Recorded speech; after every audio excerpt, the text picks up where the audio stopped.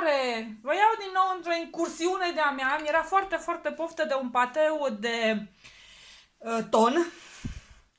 Mi-e place foarte, foarte tare tonul. Și o să fac un pate cu ton. Pentru pateul meu e foarte simplu de făcut, foarte simplu de amestecat tot și dispare la fel de repede din farfurie. Pentru asta avem nevoie de un bol în care să amestecăm, două cutii de câte 100 de grame de ton. A meu e ton în ulei, dar puteți să folosiți ton simplu, în suc propriu și să adăugați puțin ulei de măsline. Aici am o jumătate de ceapă roșie și niște usturoi. Sunt tocate, ăsta e în plus.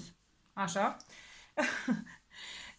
O jumătate de ceapă și un cățel de usturoi mediu, o jumătate de lămâie, o să stoarcem peste.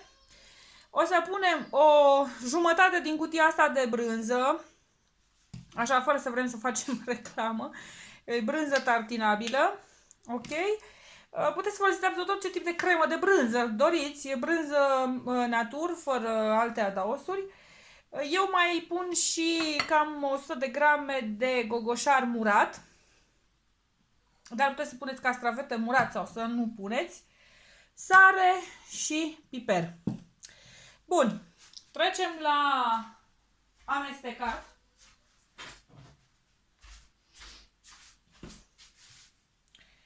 Îi punem tonul.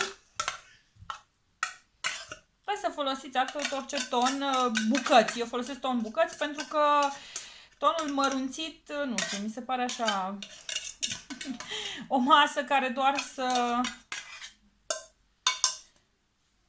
conțină ceva și să umple un recipient.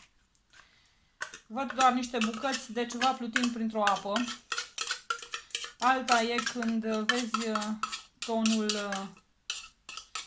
acolo, o bucată mare. Îmi place absolut orice tip de salată cu ton. Bun. Dacă auziți pe fundal un copil mărâit, e Teia care e obosită și nu mai dă randament. Ea când e obosită nu mai dă randament, sărăcuța. Așa. Și nici nu vrea să doarmă, nu știu dacă și alții au problema asta.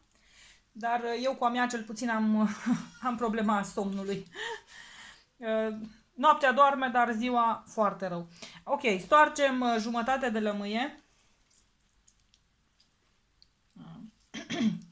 peste problema noastră.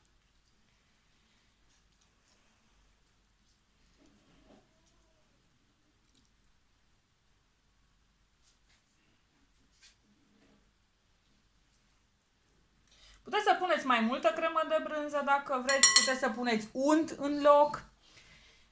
Fiecare după cum îi place. Mi-mi place în schimb foarte tare cu cremă de brânză. Și punem 100 de grame de cremă de brânză. Și la 200 de grame de ton, 100 de grame de brânză. Cremă de brânză. Dar se poate face și cu brânză de vaci. Eu îi dau copilului și cremă de ton cu un amestec de ton cu brânză de vaci. Și care și ăla este foarte, foarte bun. Ok.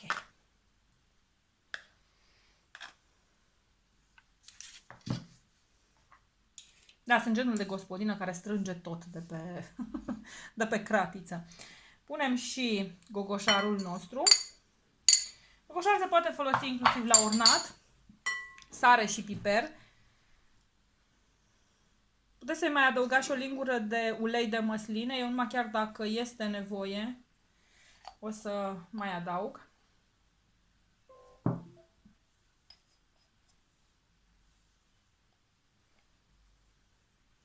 Crema asta e foarte, foarte, foarte bună pe pâine prăjită.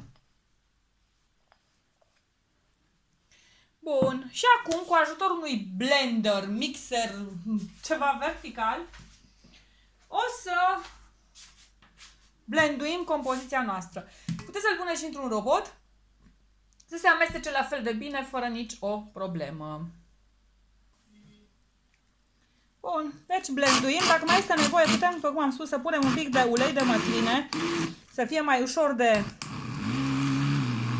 amestecat.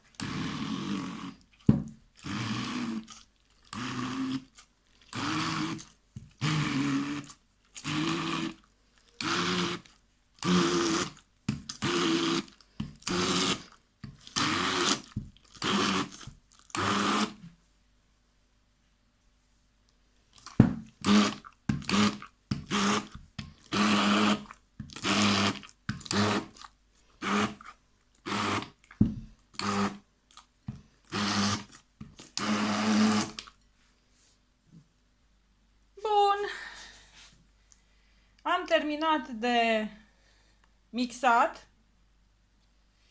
Puteți să puneți ceapa fără să o mixați, doar că na, eu îi dau și copilului. Și atunci e important să fie un pate cât mai finuț. Am pus o lingură de ulei de măsline și o să-l amestec acum și pe el. Miroase extraordinar. L-am gustat, nu mai are nevoie nici de sare, nici de piper, nici de acru.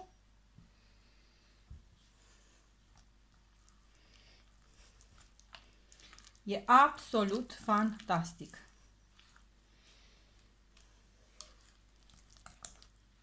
Bine că el se mai poate mixa odată să fie și mai fin de atât. Ok, am prăjit foarte puțin, câteva bucățele de pâine. Așa. Și acum punem pateul nostru peste. E foarte bun pentru un sandwich de pus dimineața în ghiozdanelul copiilor. Un pachetel extraordinar. E foarte bun pentru făcut triunghiuri aperitiv în momentul în care aveți niște invitați. Decorăm cu niște gogoșari în oțet. Rețeta gogoșarilor în oțet o găsiți în infobox. O să vă las linkul. Am și pe canal, bineînțeles, clipul cu rețeta respectivă. Efectiv îmi plouă în gură. N-am cum să mă abțin.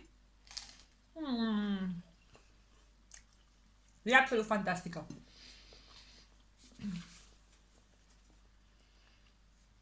Perfect. Am înghițit și acum să vorbesc frumos fără să am gura plină. Rețeta o să vă las și la asta în infobox. Nu uitați să încercați să o faceți. Să-mi lăsați un like, să distribuiți pe rețelele voastre sociale, în așa fel încât să vadă cât mai multă lume rețeta simplă. Și mai ales să vă abonați la canalul meu. În felul acesta aveți parte de tutoriale minunate. V-am pupat!